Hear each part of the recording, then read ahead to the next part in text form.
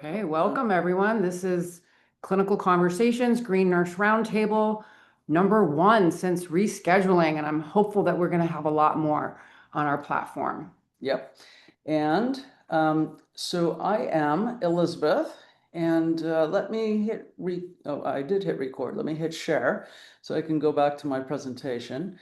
And we're going to guide a little bit of a discussion here. So we're all nurses, and happy Nurses Week and Nurses Month to all of you. It is the 14th, so we're just wrapping up Nurses Week, and we're going to be talking about Florence Nightingale's birthday was just on May 12th. Yeah. So she was a true trailblazer and truly an inspiration to many of us. But we're gonna be talking about cannabis nursing and in the era of Health 3.0, and I'm going to explain what that is in a moment. And so just a little bit about who we are. I've been a nurse since 1987. I got my MBA in healthcare administration in '96, which is when I stopped calling myself a nurse until I got into cannabis. I spent 20 years in insurance, operations, and sales. But I crashed my bicycle, went out on leave to have surgery, and I was introduced to cannabis and CBD at my chiropractor's office, started to have tinctures and topicals and capsules, and all of a sudden I didn't need the pharmaceuticals that I was taking for post-op, and I started to heal from things that I was struggling with for 20 years. And I said, wow, what is this? You know, if it can help me, I've got to help other people. And I really became a can evangelist in many ways. And so I ended up interning with a physician, writing recommendations, as well as a dispensary where they were selling products. And it really hit me that people are making medicines, people are selling medicines, but nobody's interpreting how to use cannabis clinically as a medicine. And that's what I wanted to do. I said, I'm going to be a nurse again. I'm going to study medicine. And I discovered PubMed and all of the books at the library on cannabis. And I couldn't get enough. And so I ended up creating Holistic Caring, merging with the Green Nurse thereafter. We created a nonprofit, our 501c3, as well as buying Bloom Hemp, because we have programs, we have coaching, and we wanted to control for the quality and consistency and standardization of some good hemp CBD products. So we ended up purchasing them. I've had several board positions with ACNA, LA Normal, the Cannabis Alliance Network, Coachella Valley, and I'm a very active member at the Society of Cannabis Clinicians. And so I invite you to check out all of them. You should all be normal members at least. We are corporate partners with the Aging Life Care Associates because I have a real soft spot in my heart for seniors and taking care of them. I authored the book, Cannabis for Health, Become a Coach, back in April of 2020. It was really published in 4/20, which was fun. And I have a second book now called Wine, Women, and Weed. And I was a contributing author for the Comprehensive Approaches to Cannabis Nursing, which is a cannabis textbook, which we're going to talk about pretty soon. And I have just been a nurse 1 year less than Elizabeth, but my story is very similar to hers as well. I spent, 25 plus years in the conventional system at the Boston hospitals. I graduated from Boston College School of Nursing in 1988 and started really delving into all of the nursing programs that were available and did a lot in my care. So I'm not going to go through this in detail, but I do want to kind of share my story as to how and why I'm so passionate about what I do. And so I got sick in 2012 and almost died. And I found myself a patient on the other side of the bed in the intensive care unit for almost 6 weeks. When I got home, I became one of those polypharmacy patients. I was on over 18 pharmaceuticals. I was a single mother of 3. I was sick. I was suffering. I felt like I was circling the drain of despair. There was nothing that was working. And I also was a holistic nurse at the time as well. So I did engage in all of the holistic alternative modalities that complemented the traditional therapy. So I took all the pharmaceuticals that the doctors told me to take, one stacked upon another, one side effect after another, but I also did the essential oils, the aromatherapy. I did herbs. I didn't do cannabis because I was scared of cannabis at the time and I didn't understand it. but did all of chiropractic, like I said, acupuncture, did everything that I could to try to heal myself, and nothing worked. And it was actually a 70-year-old nurse that came to my house who was one of my energy healing clients. I'm a Reiki master and I do reconnective healing. So I've been doing energy modalities for a very long time. And she was one of my clients. She came to my house with a basket filled of cannabis and all kinds of goodies from her garden. And I said, Marianne, gosh, why are you bringing me cannabis? I have been doing the strongest pharmaceuticals that exist. I've been listening to my doctors. I've been doing all the holistic modalities that exist. And she pretty much kind of put me in my place, held up her finger, and she said, Sherri, I need you to get with the program. Cannabis has been around for thousands of years. She says it has been used as a medicine.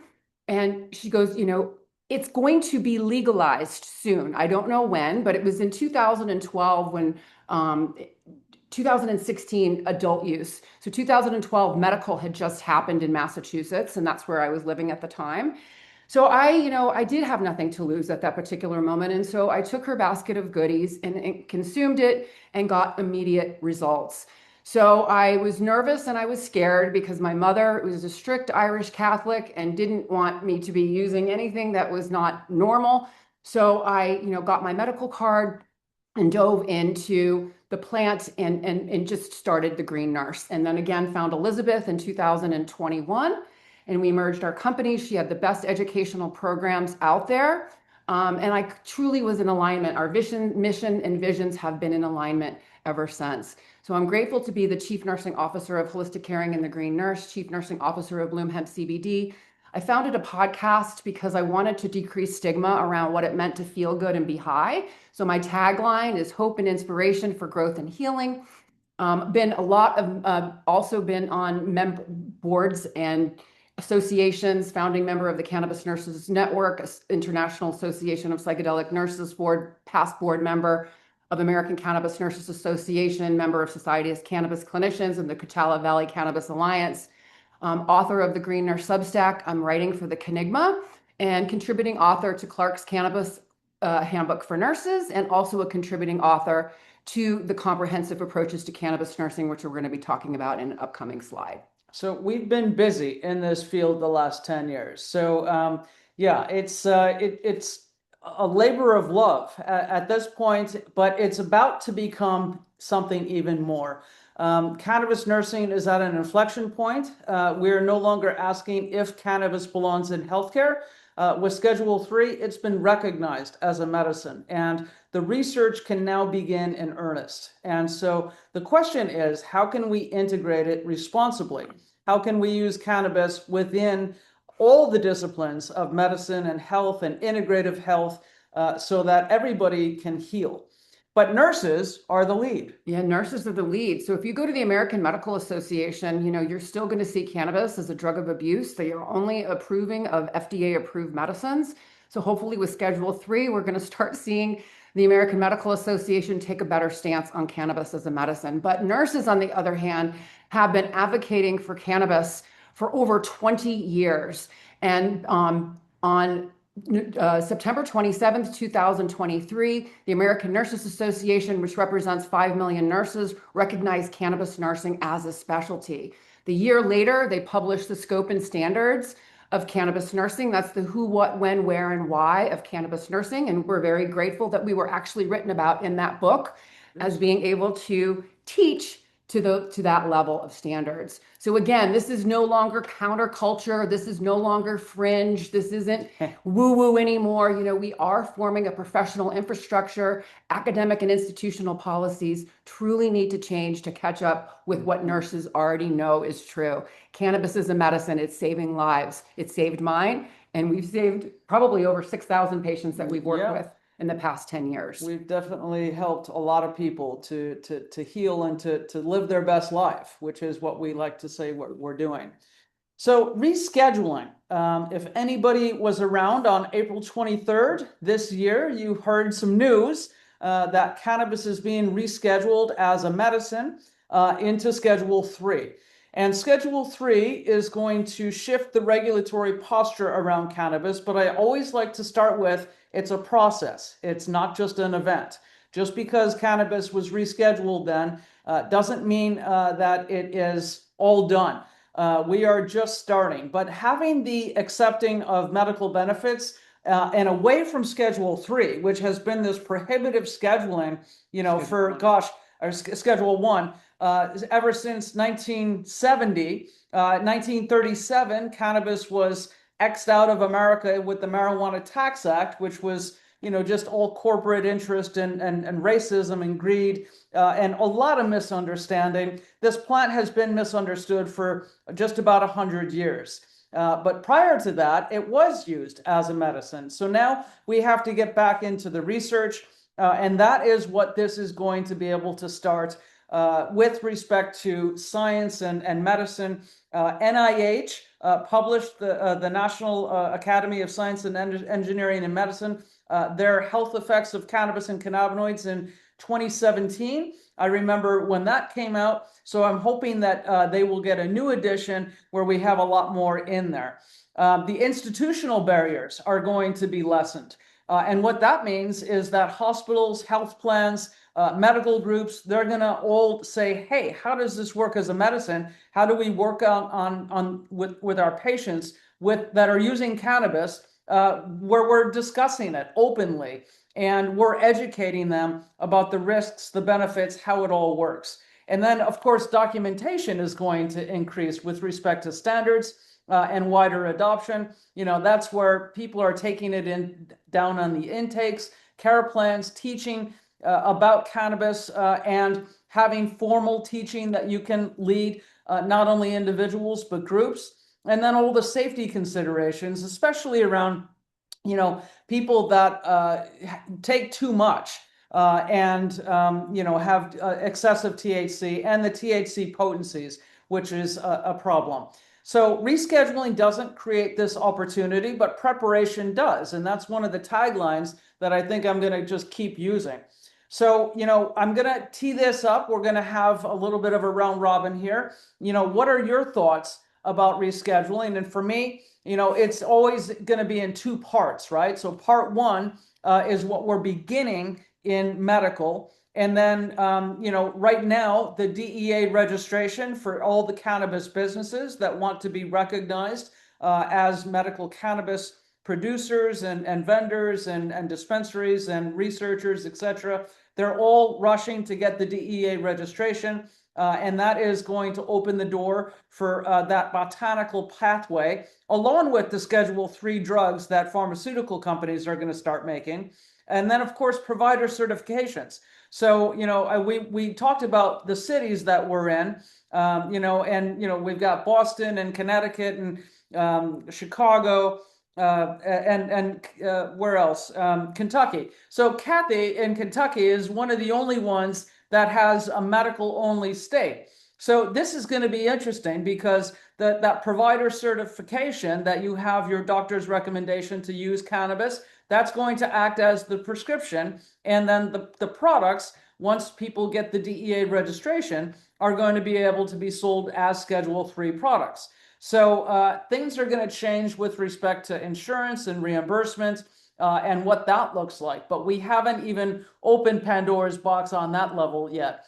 Adult use isn't going to come into the field until starting June 29th, when they initiate the administrative rescheduling for adult use or recreational access. And that will affect more of America. And once that happens, then, of course, we'll be able to see parity and equity across all 50 states, whereas right now, we've got 40 medical states, 24 adult use. But, my hope is that we're going to look a lot more like Canada with federal adult use everywhere. And then, the municipalities will be able to have their say on the local jurisdictions and what they want in their neighborhood. But it's going to take some time. And so, that's kind of my input. How about you? You want to? Well, I think that, medical cannabis rescheduling to Schedule 3 is going to be great, particularly for those states that have nothing. When it comes to adult use, I think that it totally needs to be descheduled, but needs to be regulated in an appropriate way. And, I've had patients ask me, what do you think? What's the difference between, medical use and adult use? And I said, it's really your intention, right? So when you think about therapeutic use of cannabis, I'm going to define it for you. It's the therapeutic use of cannabis is the use of cannabis products for medicinal, wellness, and healing purposes.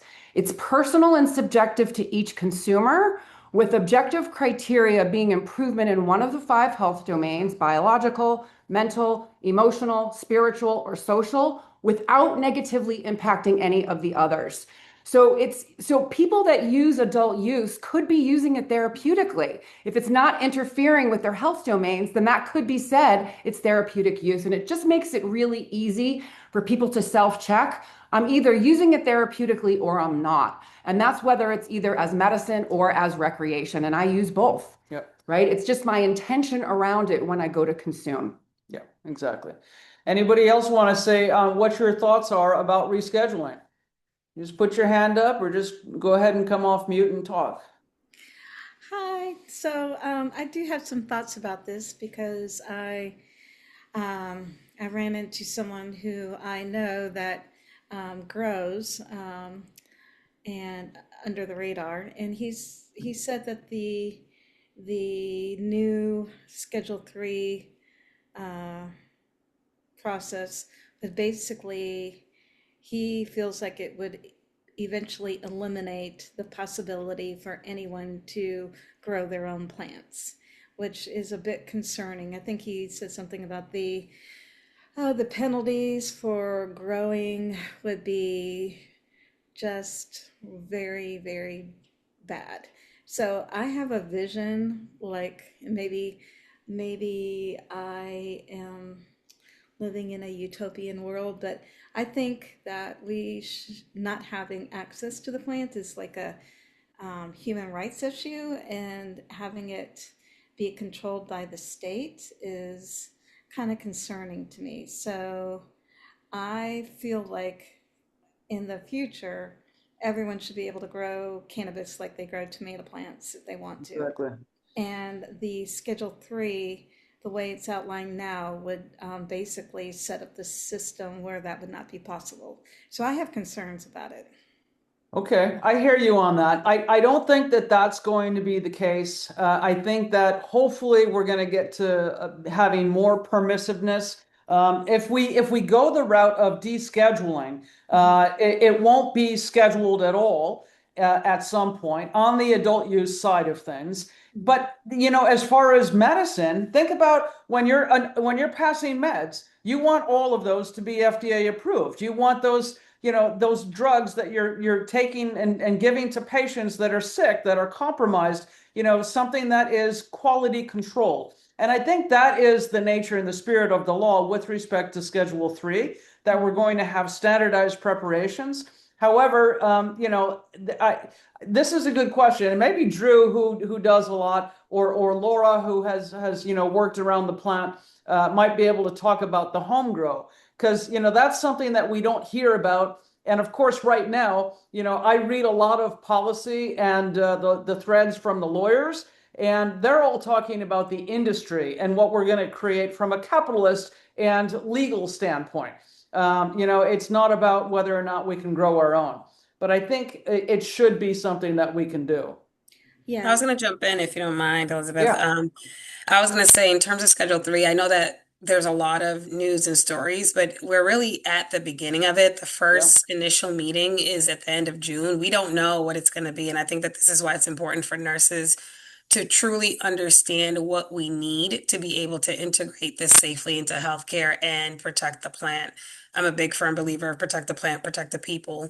yeah. And cannabis does not fit into the FDA pathway unless it's a synthetic, or the CBD option is not even part of that Schedule 3 conversation. But I'm talking about the way that they've um, s- rescheduled it. They're really looking to capitalize on the market. So yes, there could be a threat to home grow because that's competition and they don't want that, right?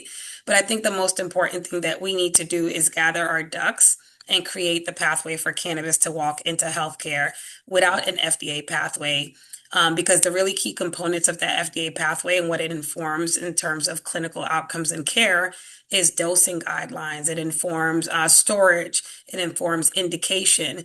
And we have the research to actually be able to make those recommendations. We have the research and the information to make dosing guidelines. We have the research and the information to impact indications. And we're also, like I founded Project Destigmatize Healthcare for this reason. We're collecting the research to better understand why are people using the plant outside of the use disorder language that came with the harm reduction movement. And I think that as we continue to gather as nurses, ensuring that patient access is never compromised is going to be a very key priority, which means as much as we may not enjoy it, we need to preserve the adult use market. I don't know if, people are pro or con. We need to empower our states to really invest in the medical market, in the medical programs that they already have. Americans for Safe Access have report cards for every state with a medical program, and it details exactly where the gaps are. And those gaps are not clinical gaps. They're not operational gaps. They don't help us bring the medication into an existing healthcare system. They don't help us create the infrastructure to do a proper med reconciliation and evaluate risk for our patients. And every other medication, whether non-scheduled or Schedule 3, has that pathway. So I think our priorities need to be around putting the data together and making recommendations that could then give the components that are missing, because cannabis should never go through an FDA pathway. It is impossible to grow cannabis at scale and make it good. We have seen this in every state. Every 100,000 square foot canopy in Massachusetts has shut down for a reason. You cannot grow good weed at that scale. And most people like gardening and they like to create their own medicine. No one can tell us what to do with our garden now. And a lot of people are creating turmeric pills and creating pills at home already. And that should be part of what the patient access conversation is. And as nurses, I think, especially since we are the first people who are to do no harm, it's important for us to understand exactly what do they mean by Schedule 3? What is it going to take for this to actually be a medication in the healthcare system, in the medical record? What diagnosis ICD codes do we need in place? What language do nurses need to document this without bias and stigma in the medical record? We can't get stuck on the fear mongering of the things that could happen because everybody has a theory. We really need to be factual about what we need within the healthcare system to be able to bring the plant to our patients, even if they end up in healthcare system. And most importantly, if they end up in long-term care because they live there and they have rights. And long-term care is majorly reimbursed by the federal government. And it's important that long-term care understands that these are options for your residents that are a lot more appropriate for long-term use. I see a lot of the negative in long-term care, but I think this is an opportunity for us to really bring medication, whether it's a tiered process, right into the place where people are being most, I would say, abused. If that's not the right word, maybe it's not. But I feel like our elders are the most vulnerable, and they're also the ones that are being most restricted because of their housing. And anybody who also lives in federal housing needs to understand their rights, because there's a lot of patients who are incapable of moving but have to find a way outside so that they don't lose their housing. So I think nurses, we need to broaden our conversation around Schedule 3, but we have the data and we have the infrastructure. So I think this is a really good opportunity and a good place to start. Exactly. Thank you for that. That was wonderful. And we are going to have two policy lanes. One is going to be the pharmaceutical, the biotech. When you think about Epidiolex, Sativex, those Marinol. right now, well, Marinol is synthetic, but the Yeah, other ones are made from plants. GW True. Pharmaceutical had, millions of acres, well, millions of plants, and thousands of acres up in the UK. And I expect that to happen where we do have some standardized formulas. And, being a cannabis clinician for the past 11 years, I've seen the maturation of what is out there with respect to what's available for patients and the formulations and how they've gotten more complex and rich. in the composition of cannabinoids and terpenes and even other botanicals. And so, like if we can get something that is going to be super, effective for certain cancers or IBD and things like that, I'm all for it. Having some Schedule 3 type of drugs. And eventually, I think, just like with Epidiolex, it will be, descheduled because people are going to understand that, it's not something that has a proclivity towards abuse and etc. So, Jen, Hands raised. yeah, let's. And any other comments? I just wanted to comment on I know I'm new to the group, but I just want to say that first of all, thank you. Yeah, thank you both like for all of this. I've watched your videos, but I haven't dove into this and this is a missing piece I feel to me, to be honest with you. Um the recovery community alone.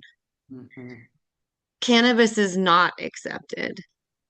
Cannabis is folks are condemned as if they were utilizing Suboxone in the same exact, and we know they're very different, though both utilized for harm reduction.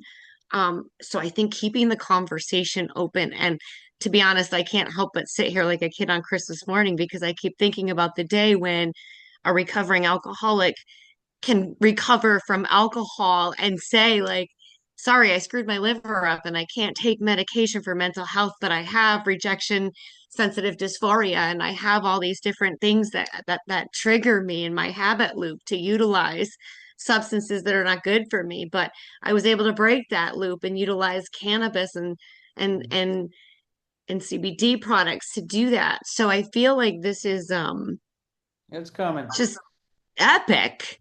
And Yeah, like, it is. wow, thank you. It's been a long time coming. And I literally just got, I'm a recovering alcoholic and addict. I can share that openly. I'm not afraid of it. I'm not ashamed of it, is what I should say. I'm very proud of it. And I'm a very big advocate in recovery. And so I just want to say I was just escorted out of a home group that I've been attending for Alcoholics Anonymous for 8 years because I use cannabis.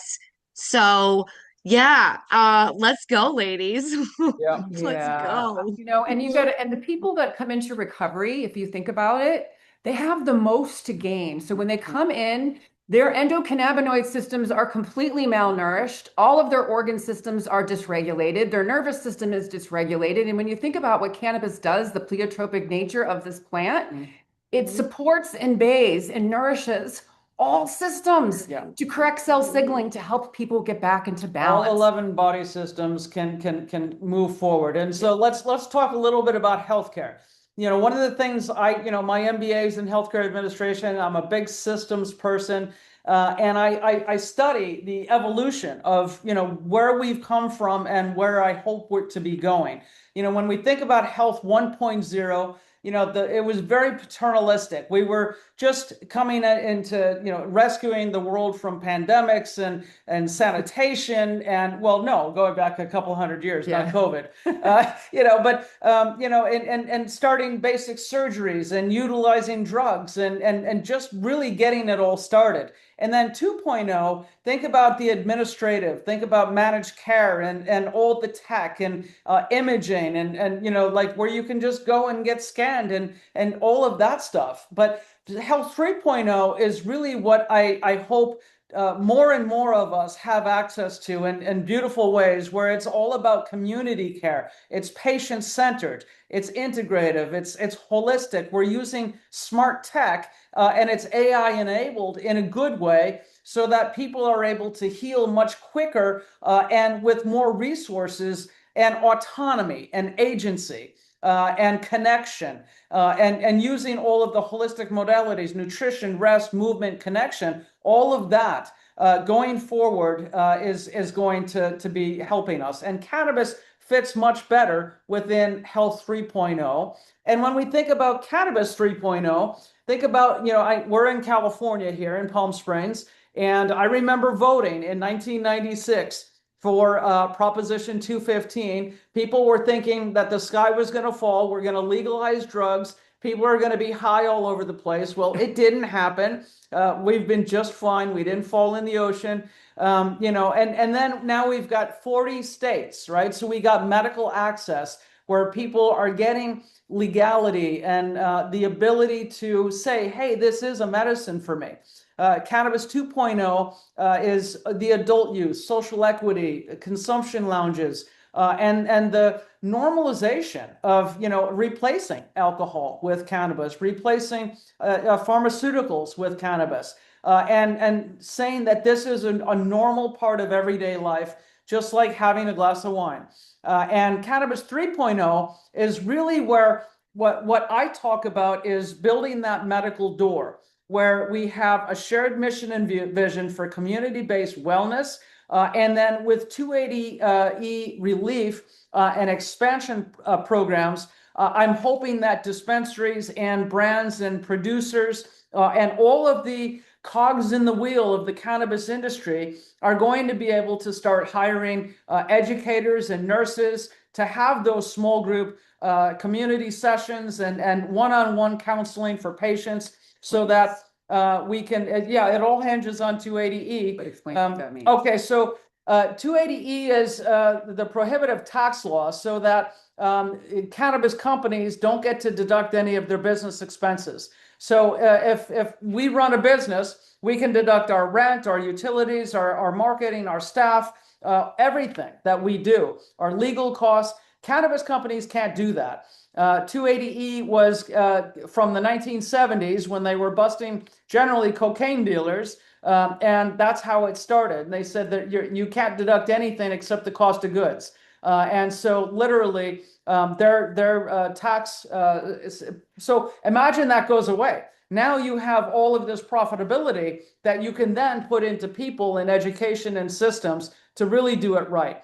So as federal alignment advances within the system, we'll have greater clinical involvement within cannabis. And when we talk about medical cannabis, as much as we've had the advocates and the sick children and cancer and palliative care, we're still here. We're still just leaving the innovators and getting to early adopters. And adult use has done that. It's gotten to where people are saying, I don't want to take, the Motrin and the muscle relaxants and the sleeping pills. I want to use my cannabis. And so we're getting there, but there's still this huge chasm. And that's what rescheduling and descheduling is going to do until we've got, a real robust industry that is healthy and vibrant and moving forward. And so that's why I talk about the juncture between Health 3.0 and Cannabis 3.0, and the expertise is going to be critical. So all the people in this room who are learning this, you're going to be at the front of the line with respect to new opportunities, but you have to know documentation, safety, chronic care navigation. We were talking about how the ECS is anti-inflammatory. It's a neuroprotectant, antioxidant. It's a modulator of our immune system, our nervous system, everything else. It basically rights the ship at the cellular level. And we don't have anything else like this on earth. God gave us this plant. I could give a sermon on this, but so we'll have dispensary and clinical education, health plans. I spent 20 years inside insurance companies. My last job was running sales for Anthem Blue Cross for the county of San Diego. And I can't wait to be able to go back to them and say, you need to cover this. We need to have this in self-funded insurance markets. We also need to have patients and case managers that are using this, and doctors that are going to say, let's start weaning some of the opiates and use the cannabinoids. I can't tell you how many one-on-one patients I've seen where they're like, Elizabeth, I'm just out of my mind because they're weaning my opiates and I don't have anything else. But the pain management doctor said, I've been on them too long and they're leaving me with nothing. And so cannabis, of course, is where we need to go. But we're going to have to start doing outcomes data tracking and making sure that people are tracking this so that we can prove the value differential that cannabinoids can make within healthcare. So another question, are patients disclosing to you? Are you asking patients about cannabis medicine? Anybody that is not a cannabis nurse want to come off mute and talk about this? So somebody's still working in conventional care. Are you having these conversations with patients? Are you initiating them? Are they initiating it with you? I have worked bedside up until I'd say about a year or so ago, but I was working in the operating room.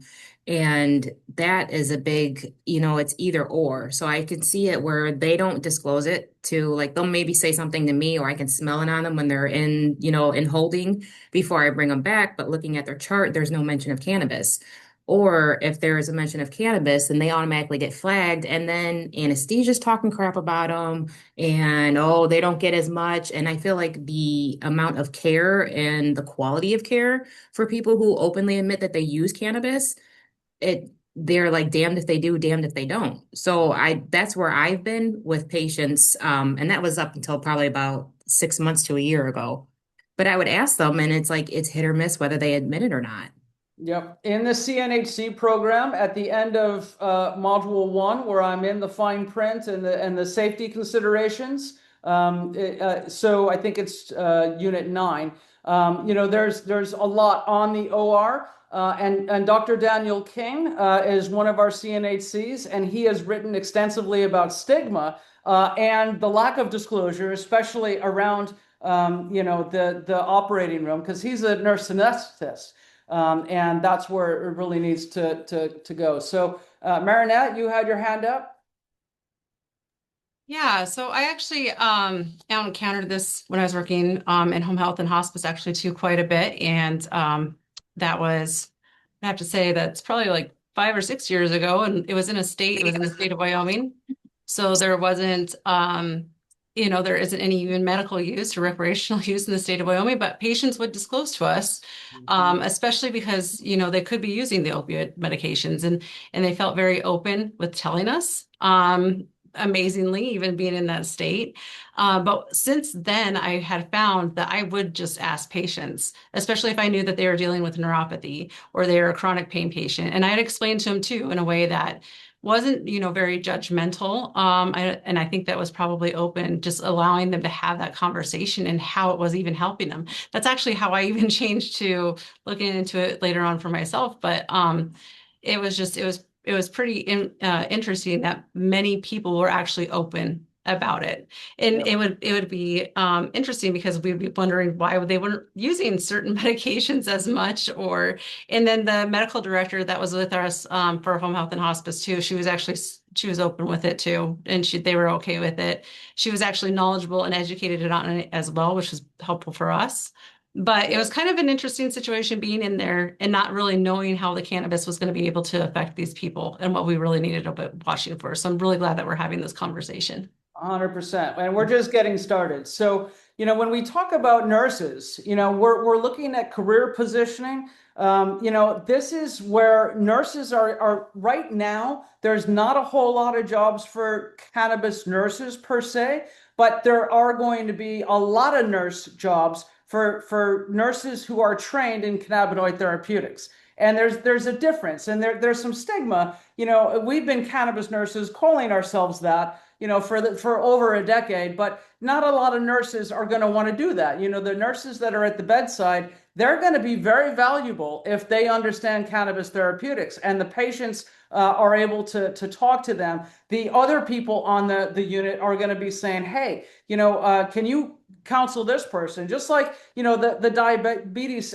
instructive nurse or the Coumadin nurses, and any of the nurses that have been well versed in this are going to have a good opportunity within healthcare and in dispensaries. So nurses will eventually have jobs within dispensaries, providing the clinical oversight.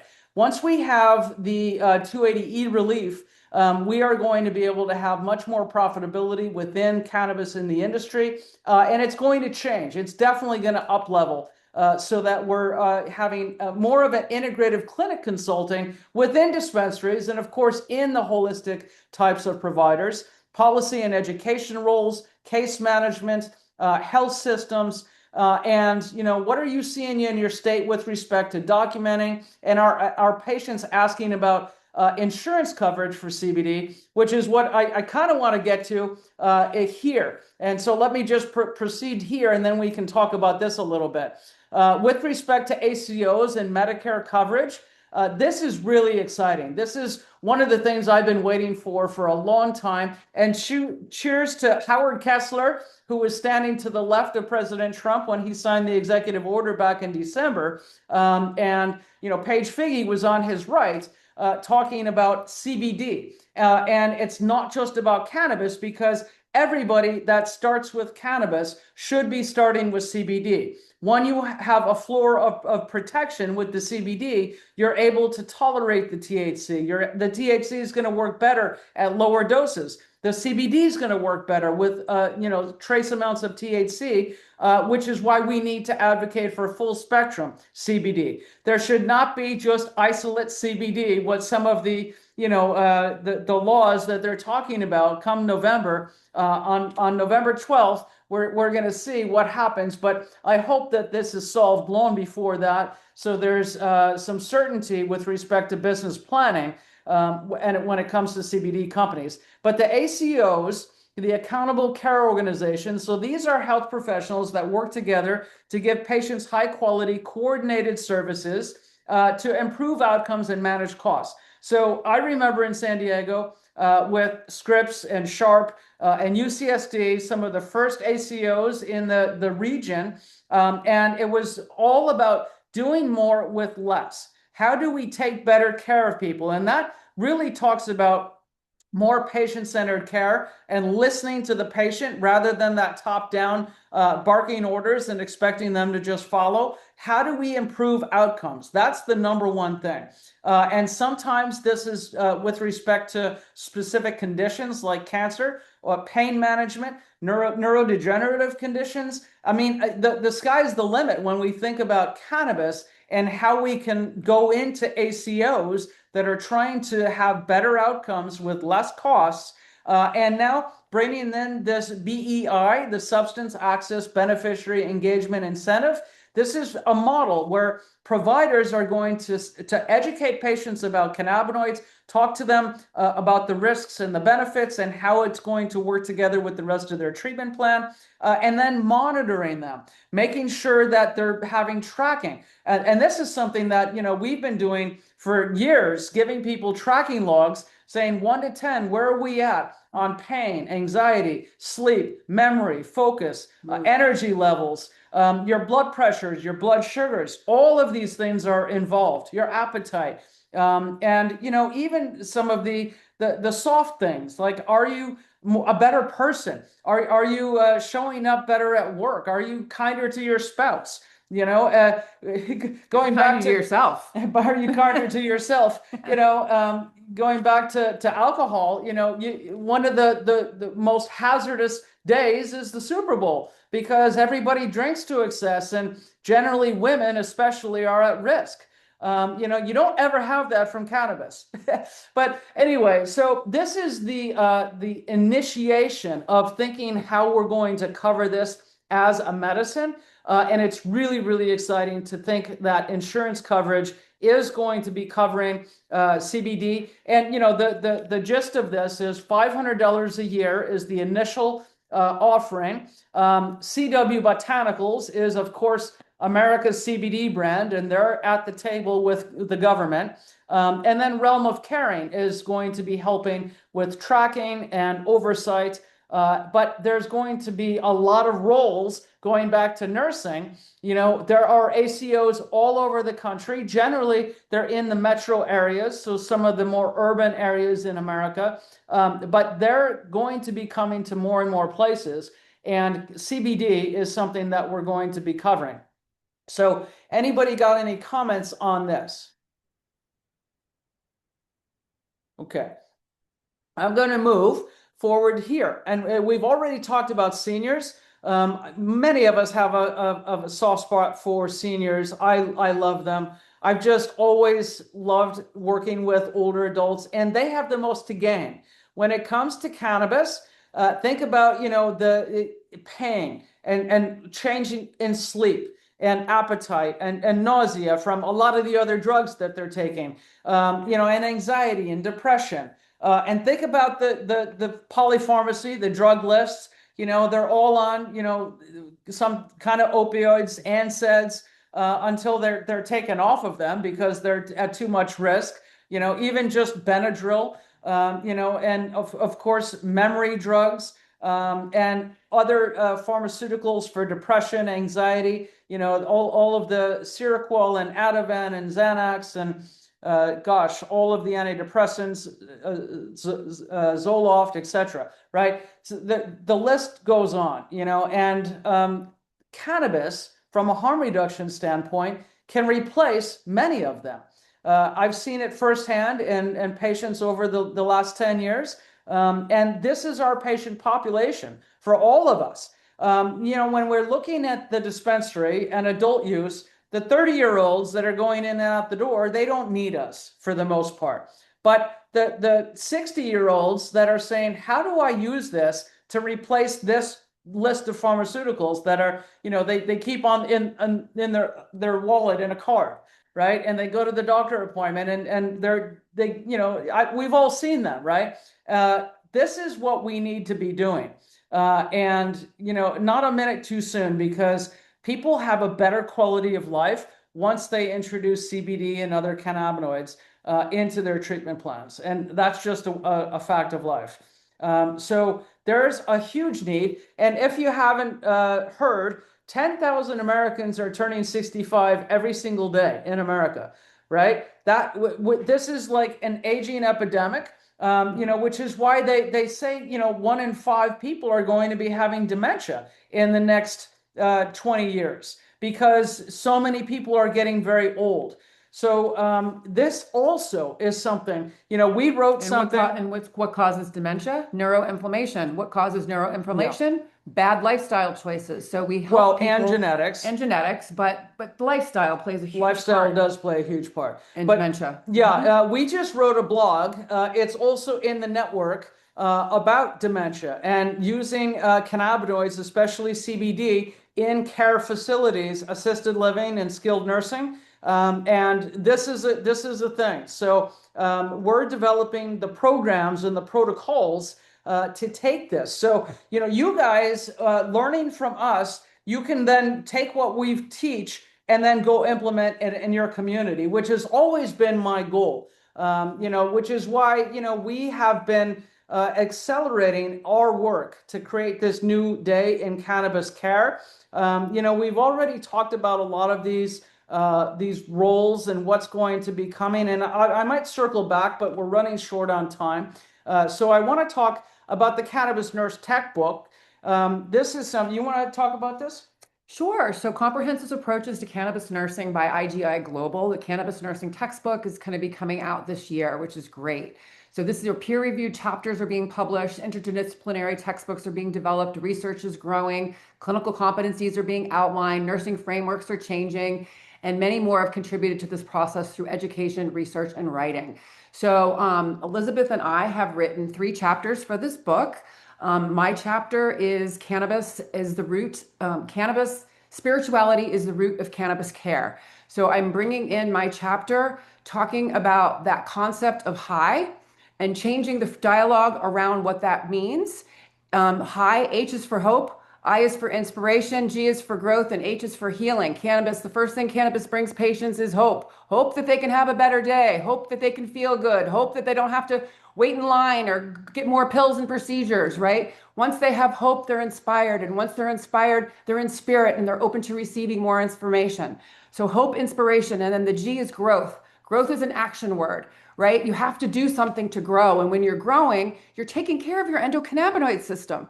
And then healing isn't the absence of illness or disease. So in my chapter, I go in through hope, inspiration, growth, and healing. I bring in philosopher, nursing philosophy, and Jean Watson's theory on human caring, her Caritas processes, and I provide a lot of case stories about what that looks like and the nurse's role in remaining putting their biases down and truly, the essence of nursing is human caring for the entire human experience, regardless of what patients are utilizing as medicine. And so that's my chapter. Yeah, And then yours? I wrote one on what should be taught in the medical cannabis nursing curriculum within every nursing school across the country, in fact, globally, as well as a second chapter on the cannabis nurse experience and with respect to being an entrepreneur and how you can interface with every facet of healthcare and the industry,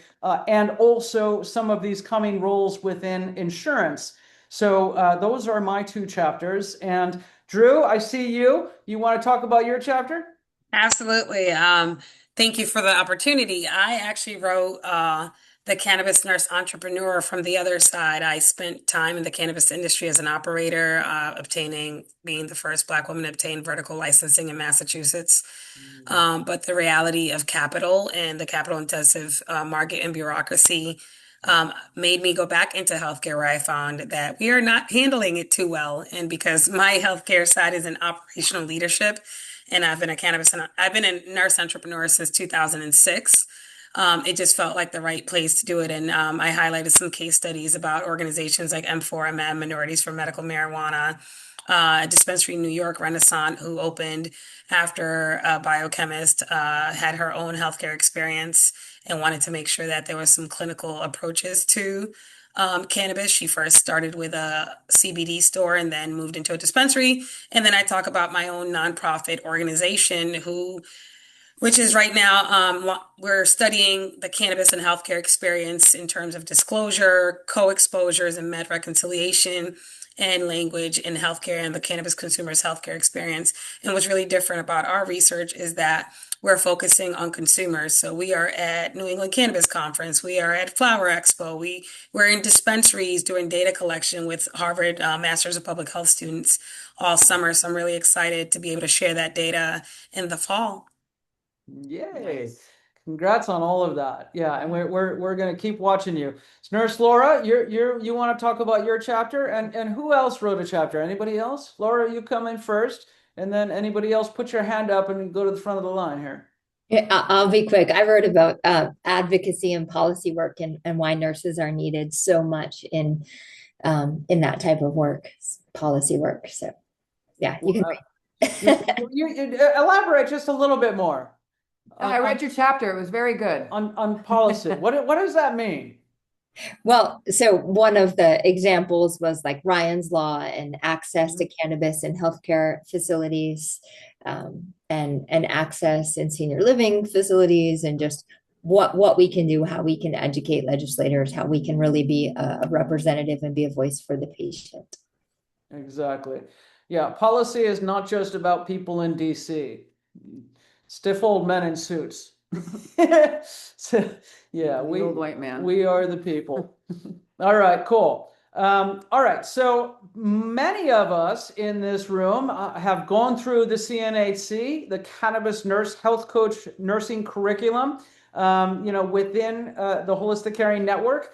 But this is what we do. This is our bread and butter. And so for those seeking structured education, academic programs, or independent curricula, infrastructure and professionalism matter. For me, I've always been educating. When I was in insurance companies, I used to train brokers and teach them the basics of underwriting.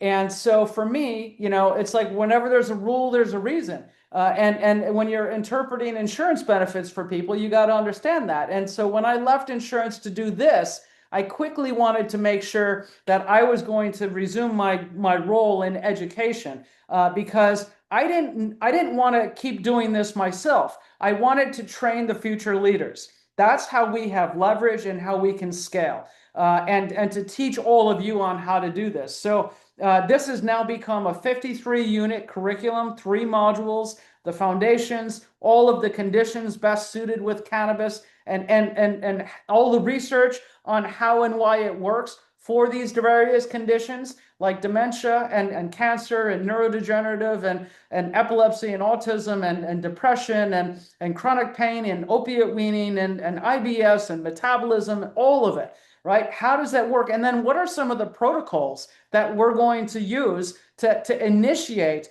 the cannabinoid care for patients? And, how do I have agency to understand the cannabinoids, the various routes, dosing titration, biphasic dosing, and how to wheel in different things and to have a good working knowledge of the variables in this industry and all of the safety interactions, being able to educate your fellow colleagues in the pocket wherever you are, within medical groups, on the hospital floors, in the community centers, at the gym, wherever you are, right? People need to understand this. And then module 3 is all about the business and the legalities and the scope and standards. And by the way, that scope of standards of practice nursing is all broken down. It's not necessarily exciting, but it's in there, because for me, it's hard. We're all nurses, but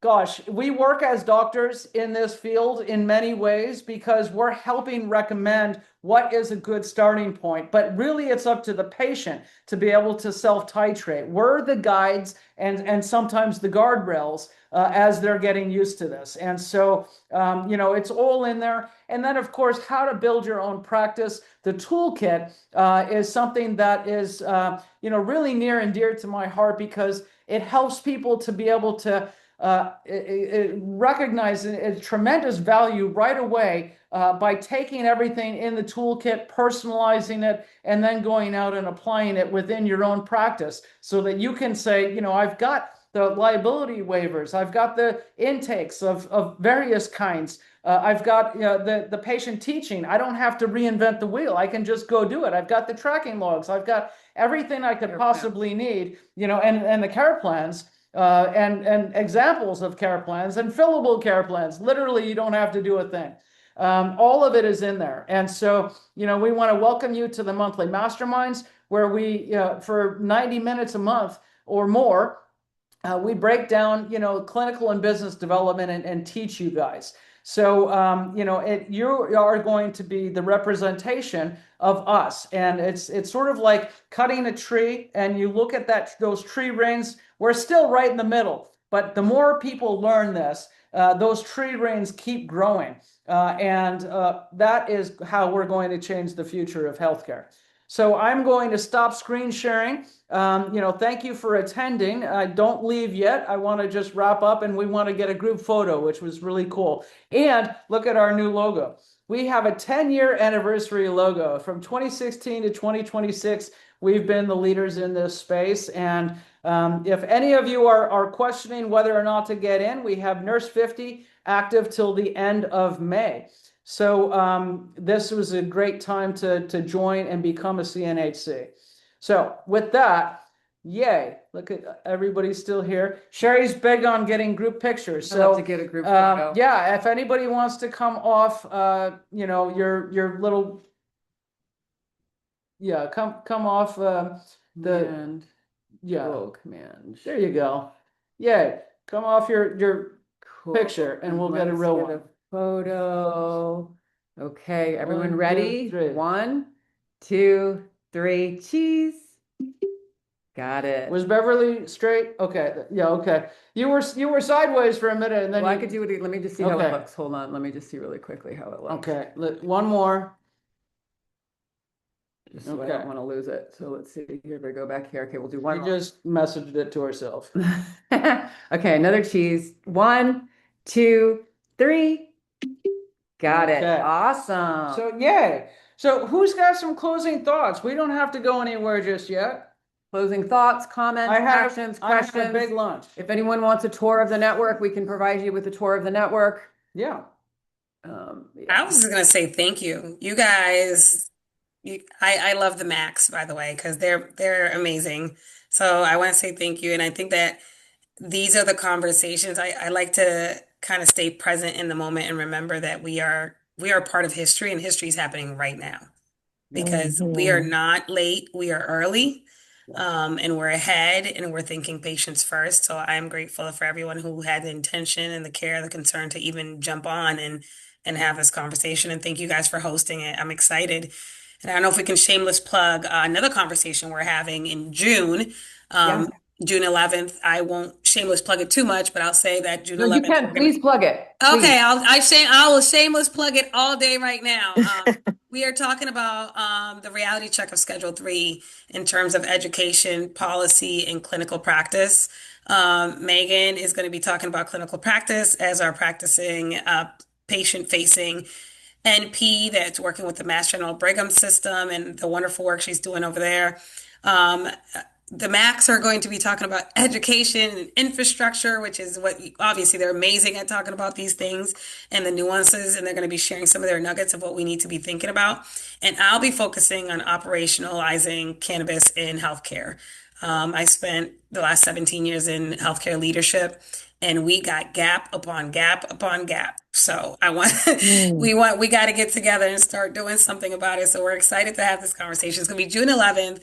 The Holistic Care and Green Nurse communities obviously very invited, and we'll be hosting it on that platform. Thank you to Elizabeth and Sherri, and we'll have some flyers and information and details moving on. Yeah, thank you. We're going to be marketing this in the network, on LinkedIn, on Facebook. It's going to Email be and emails hosted too. in our Zoho meetings, just like all of our other clinical conversations. Bev, you've been there. Marinette, No. Kathy, you know the system and the platform. You register, you get the confirmation. It goes on your calendar. You show up at the meeting, and then it gives you the follow-up meeting invitation. Close with the copy of the webinar, along with any PDFs that we want to share. So we'll be creating that. And so Megan and Drew and Sherri and I have a lot of things in store that are going to be unfolding this year. Stay tuned for other things. We're really excited. There's maybe going to be a new nursing association, and not a minute too soon. We need an international one, so why not? International Why not? Cannabis Nurses Association. I can. Oh, How cool is that? I can. yes. Awesome. I just want to say I am just blessed to be in the room. You guys are, I mean, I'm in the room with some heavy hitters and I'm a true novice. But it's not a mistake that I'm here. So I'm really just want to say that. I really appreciate everyone. You guys are fantastic. And I know the girls haven't seen the flyer yet because I just dropped it in our share drive, but I put it in the group chat too, so you guys can see it. Oh, cool. Um, Awesome. it's I kind of am going cool. to look at the chat, see if there's any Yeah. questions in Yes. the chat. I haven't had my glasses on. So yeah, let me just see if there's anything So that. our link is not in there yet because I got to get that to Sherry, but you guys get Yep. the preview. So don't share this flyer, but this is just what we're going to be talking about and when we're going to be talking about it. Sounds great. Yeah, awesome. Oh. Yeah, we're, and I love that you said it's not too late. We're right on time. We really are. It's like, even though we've been doing this a long time, we're right where we need to be. Nothing was wasted. And it's only just beginning in so many ways. So thank goodness we're all still young. So let's see. I just wanted to say thank you one more time to you guys. I did not know you were here, and I have felt for years like the secret, like I don't want no fall witch flying around telling her patients in wound care because when Hartford Healthcare in Connecticut bought all the hospitals, I was the wound nurse that went and set up all the new wound centers, and I'm the one that would go out to houses, to do hyperbaric intakes, and I'd be the one that was like, so smells a little cannabisy in here. So who's utilizing? It's okay. And to get people to tell me, I would have to get to the point in the health intake where I would say, okay, let's talk about your medications. And I would do it in a way where I would say, okay, now tell me what you're on and tell me what you're on it for. And do you utilize cannabis for anything? I do. And then I would look right down and make eye contact because then that way they would know, like, it's okay. We can talk about this. So Mhm. I just wanted to share that I've been feeling for years like I'm doing something naughty. Um, this is wonderful. And all along, I've been growing it and studying it. And oh, hi. That's all I have to say. I love Hi. it. You're doing true grassroots work.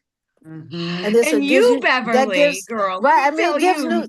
That's why I feel like, okay, you guys are really talking policy and all that stuff. I'm just meeting with the old people because those are my people, and I'm explaining to them how this can be beneficial. So it gives new meaning to grassroots, right? So that's what I'm Oh, doing. I'm a grassroots nurse. Yeah, and a retired school nurse. So, Yes. I still want you to go back to your colleagues because all those kids that are on all these ADD medicines, they need to Yes, hear you preach. they And all do. these sure kids that are do. vaping Yes, But these days. they're they so do. scared. They're Mhm, so scared. mhm. When I talk to the nurses that I used to work with, and I tell them what I'm doing, and they're like, "Oh God, do you think you can even pass a drug test to come back?" It's like they're not. They're still, yeah. It's work to be done. It's work to Mhm. be done. Yeah. Hopefully, You know, drug testing is something that is going to start being more in the review mirror as well. Cannabis, THC drug testing needs to be faded out. That's all I Absolutely. have to say about that. I agree. Right. Right. Right. I Yeah. agree. I wanted to say, I think, again, thank you for you ladies for putting this on. And this is my first time being able to attend one of these roundtables. And I just purchased the program yesterday. So I'm super excited to start. And I think part of the problem is that I've been dealing with myself. We keep talking about the stigma of it, but even as a nurse, I'm like, I don't know if I'm ready for people to know that I'm dealing with cannabis at this point yet, or even the fact that they know that I even partake, because I'm still on that. Is it going to affect my license? How does that look to Mm. other, employers if I'm trying to, go back into traveling, which I'm not, but how does that look, if they see on my social media? So I feel like a lot of us, like there would be so many more of us out here doing this at a grassroots level, but we're afraid and we're scared and we're just not sure on how it's supposed to look and how it works. So actually I did have a question because I'm reading everything that's included, the intake plan, the care plan. How are we wording it so it's not like we're diagnosing? Because to me, it seems like it's that really thin line. I know we're supposed to be educating, but how do we make sure that we stay in the lines of education and not recommendation of the Well, CBD of products and stuff? so you think about a medical diagnosis is done by generally what a doctor or a nurse practitioner, but nursing Mhm. diagnoses are different, right? And nursing diagnoses can change over time as patients change, and that's what we see, right? So when you're looking Okay. at, a patient that has a medical diagnosis and we're working with them, it's basically, I've taken care of patients that have been on 40 medications at one point in time, like a whole host, and it'd be very intimidating. But it's just, what is the thing that is challenging you the most? What is your most challenging symptom? And we work on that symptom first. And it's not only just cannabis products, but it's things that support and nourish the endocannabinoid system, like Elizabeth said, 100%. nutrition, connection, movement, rest, all of the ECS tools that support and nourish that endocannabinoid system. The majority of symptoms that patients come to cannabis for, number one is pain, number two is Mhm. anxiety, number three is sleep, right? And generally there's a consensus, and this has been researched and substantiated in Cannabis, which is what we use a lot for our research, is that these patients need to start with a CBD product before you even introduce THC. So it's just really following, and basically when we're working with patients, it's like this is the suggested dosing protocol that has been used Okay. on other patients. Suggested. I'm So not a saying lot you have of to do that. It's suggested, right? okay.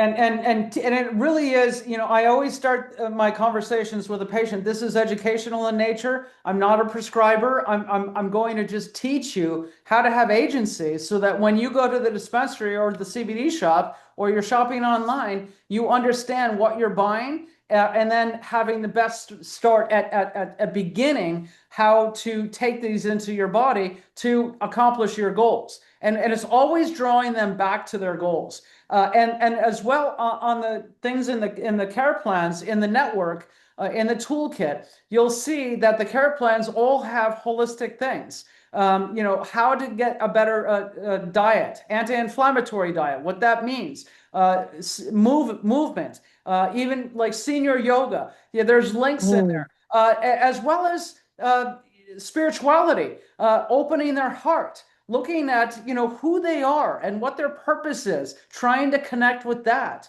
And some aspects of THC can really help you with that. Especially if you're using inhalation. But over time, even people that are using full spectrum CBD start to get more in touch with their heart and their purpose and who they are, and start to change their diet. You'd be surprised at how many people start to automatically make favorable lifestyle changes when they start using cannabinoids. It's just mind-boggling to see it, but I do repeatedly.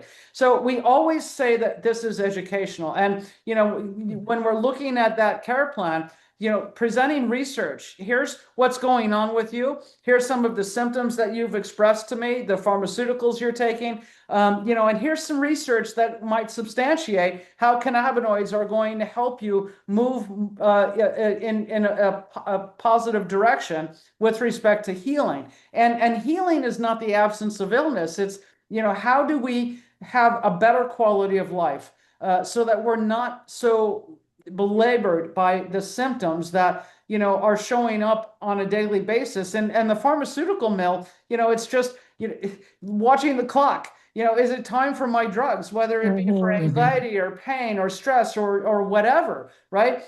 Cannabis is something that you introduce into the body along with a whole other off-ramp of everything else that they're going to need to start and to change with respect to their lifestyle. And it really is a facilitator to everything that is going to help them open up and live a healthier life. I know it sure has for me and thousands of people we've seen.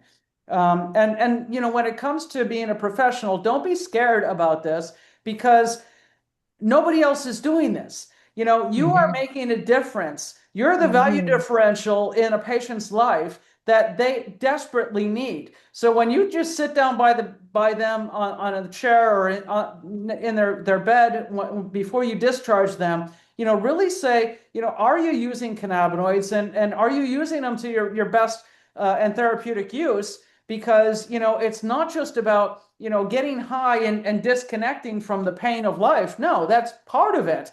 But there's so much more. There are these other cannabinoids: CBD, CBG, CBN, CBC, THCV, the acidic version, CBDA, THCA, CBGA, all of the above. They need an explanation. The people at the dispensary behind the counter that are just pushing high THC are not explaining it to them. And so you're going to be like a hero, an angel, all of the above. In teaching them the different routes. It's not just about smoking. Just saying that in a room, just like, oh, I don't have to smoke it. That's like, for the people that are the majority of the patients that come to us don't want to smoke it. They don't want to use inhalation. And sometimes I have to talk them into it. Right? Because they're so nauseated and they can't get anything down. And that one puff is enough to downshift the stress response, promote the relaxation response, so they can get in the oils or the capsules and the gummies. Yeah. Right. So for the majority of the patients that come to us that truly want to use cannabis as medicine don't want to get high and don't want to inhale. So there's a whole plethora of products that can be used to help them achieve their goals. And it really is about stacking. That's the other thing that we talk about a lot in CNHC Mastermind. Really, when you get into the field and you're helping people, it's not just a CBD oil. It's not just inhalation of cannabis. It's not just a topical. It's all of the above at different times, right? Like building your own toolkit. And for people that really get on board with this, there's an initial cost. And it also, that's why I'm so excited about the ACOs, because access isn't just access, it's affordability. And getting cannabinoids covered by insurance with or without Schedule III drugs. So that's also why I'm excited about the pharma route in some ways, because these cannabinoids are precious. And if you get pharmacology, and I love pharmacology and looking at the activation and the pharmacokinetics and dynamics of this plant, it's amazing what we can accomplish. So whether it's botanical or pharmaceutical, this is a new paradigm. And people are going to start healing like never before. And we're going to have all kinds of people that are going to be converts to cannabis therapeutics that have always been like, no, I don't want anything to do with cannabis on the patient level and the provider level. Megan's going to, I love her being at Mass General Brigham. And Drew over at what's the other one? Beth Israel. And we're here in California. You guys are in Chicago, Connecticut, Kentucky. There's so much that is going to happen as we start teaching our colleagues and other providers, because that's how we get, really changing the paradigm, because it's not just about talking to a couple of patients and getting them on board, talking to the providers and having them change their ways and their behaviors. That's where we're really going to see, amazing change. I think that's going to be one of the hardest battles too, I think, because a lot of the grumpy old curmudgeons, whatever they call them, they're very like, single-sided. They don't want to hear anything. They have their blinders on. They from back in the day were, they still have that stigma. It's like, oh, cannabis has no use. And it's like, no, there's data. It shows all that, but they're They still all very smoked joints at the anti. Christmas party. Oh, right? And they act like they They don't. Like, did. and if you're a Yes. surgeon, 9 times out of 10, I mean, come on. Yes, Yeah. they do. So, No, Yeah, there's no way you're vibing for a whole 3, 4, 5 hours standing without, right. So, But I yeah. will share that nurse practitioners are eating this up and ready to go. So just like yeah. nurses, and we're going to lead the charge, and that's okay. That's, once if we're all in this space taking care of patients and showing their efficacy and getting data and making differences, it will all catch up. So we It just got to will. keep doing our job and keep, doing the right thing and putting the patient first and taking care of who is sitting in front of us. absolutely. Um, And I love the NP lane,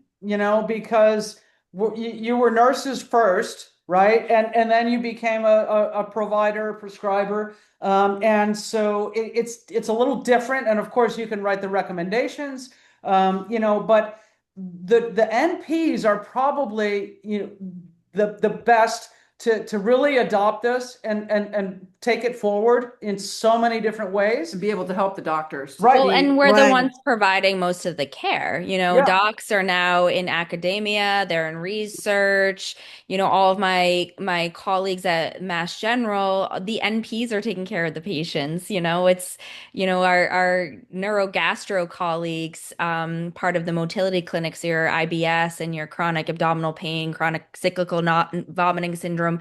Those were early adopters of our practice because it works, and their patients were already consuming cannabis with good effects. Then they were like, we're not going to take this away from them. They're very challenging patients. And now we know because of the endocannabinoid system. So again, it's just, we all are here. We're not behind. We're gathering the data. We're, publishing the data, and it's the science is, rapidly evolving every single day.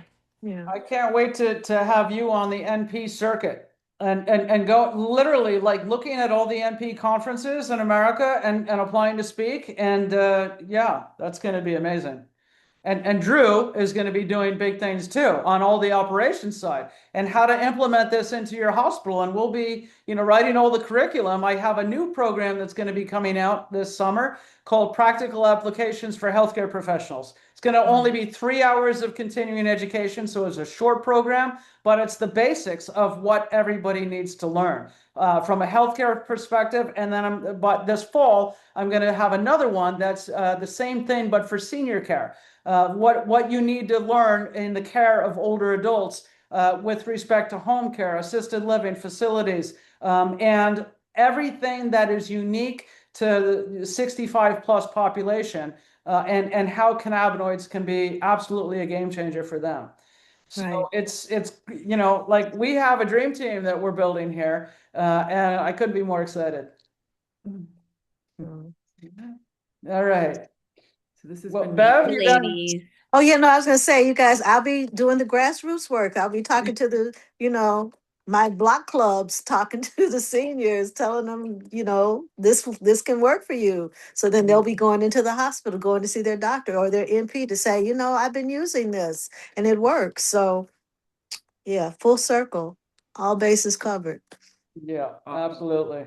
Yeah, but Bev is on the south side where I was born, and so I have I love Bev. We're We have gonna do a special sisterhood, yeah, and I want soul to come back to sisters. Chicago one day real soon too. So Good. Oh, well, the Obama Center is going to be opening on the 19th of June, and it's already crazy. I got an early ticket, so it's gonna be crazy in I terms of know traffic and stuff, but it's gonna be great. he's my We're hero. excited. Yeah, I yeah. know. All right. Well, much Okay. love to all of you. Thank you for coming, and be in touch. We're going to be doing more roundtables, and Yeah, we'll the see next you all one, soon. the next one is June 11th. June 11th. It'll be going up probably this weekend in the network, and we'll send out an email sometime next week Okay. after, yeah. All right. Well, take care, everybody. Take care, everybody. Thank you. Nice Thank to meet you. everyone. Nice to meet Thank you. everybody. Be guys. safe. Bye. Bye.